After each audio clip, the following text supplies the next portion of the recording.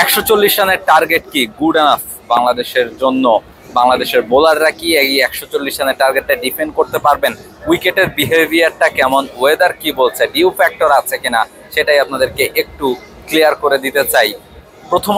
প্রথমত যেটা বলতেই হয় সেটা হচ্ছে যে 140 রানের টার্গেট দেখে আপনার হয়তো মনে হতে পারে যে টি-20 ক্রিকেটে খুব একটা গুড এনাফ না, তবে উইকেটের যে ধরনের বিহেভিয়ার আমরা দেখলাম প্রথম ইনিংসে, বল কিন্তু খানিকটা থেমে থেমে আসছে এবং ব্যাটারদের ব্যাটে বল আসতে কিন্তু খানিকটা সময় নিচ্ছে, ব্যাটে বলে কানেকশনটা ঠিকঠাক হচ্ছে না এবং সে কারণেই ব্যাটারদের খেলতে কিন্তু খানিকটা কষ্ট হচ্ছে। আপনি দেখবেন যে জাকের আলী অনেকের মতো পাওয়ার হিটার যিনি কিন্তু স্লগ করতেই পছন্দ করেন, তিনিও কিন্তু ব্যাটে বলে কানেক্ট করতে পারছিলেন না, তাকেও বড় শট খেলতে বেশ বেগ পোহাতে হয়েছে এবং সে কারণে কিন্তু তিনি খুব আফসোস করছিলেন প্রতিটা বলের পর যে কোনোভাবেই বড় শট তিনি খেলতে পারছেন না। পাশাপাশি শ্রীলঙ্কার বোলারদেরকেও ক্রেডিট দিতে হয়, একেবারে শেষ দিকে এসে তারা যেভাবে একের পর এক ইয়র্কার করছিলেন তাতে আসলে পাওয়ার প্লেতে রান তোলাটা খুব কঠিন হয়ে যাচ্ছিল।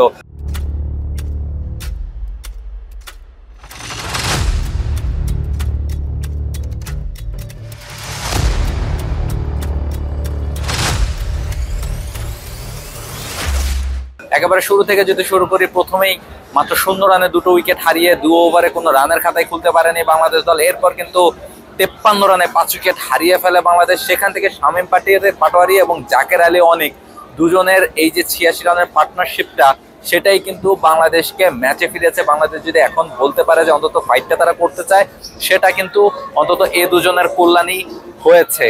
ফলে এই দুজনের ব্যাটিংটাকে একটা বড় ক্রেডিট দিতে হবে। এবার যদি বোলারদের কথা আসে, বোলারদের জন্য কিন্তু খুব ভালো অপরচুনিটি আছে, ডিউ ফ্যাক্টর একটু যদিও আছে, খানিকটা ডিউ হচ্ছে প্রচন্ড গরমের কারণে খানিকটা ডিউ ফ্যাক্টর দেখা যাচ্ছে, তবে বাংলাদেশের বোলারদের জন্য সুখবর কিন্তু আছে। উইকেটটা কিন্তু ঠিক আমরা প্রথম দুটো ম্যাচে যেমন দেখেছি খুব ভালোভাবে ব্যাটে গিয়েছে বল, সেরকম কিন্তু না, বল কিন্তু থেমে থেমে যাচ্ছে। একটা নতুন উইকেটে খেলা হচ্ছে, ফলে এই উইকেটটা কিন্তু খানিকটা হলেও স্লো।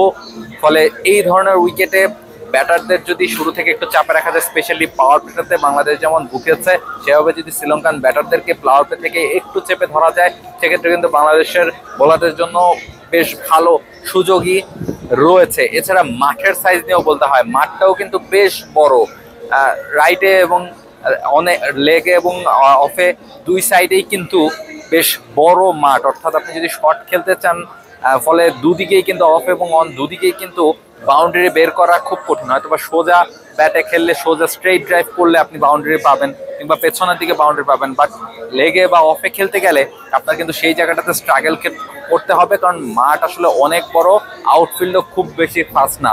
ফলে আপনারা দেখেছেন যে 2 রান 3 রান নিতে পেরেছেন, 3 রান নিতে গিয়েই আউট হয়েছেন তাওহিদ হৃদয়। তার মানে গ্যাপটা কত বড় ছিল যে তিনি 3 রানের জন্য পুশ করেছেন নিজেকে।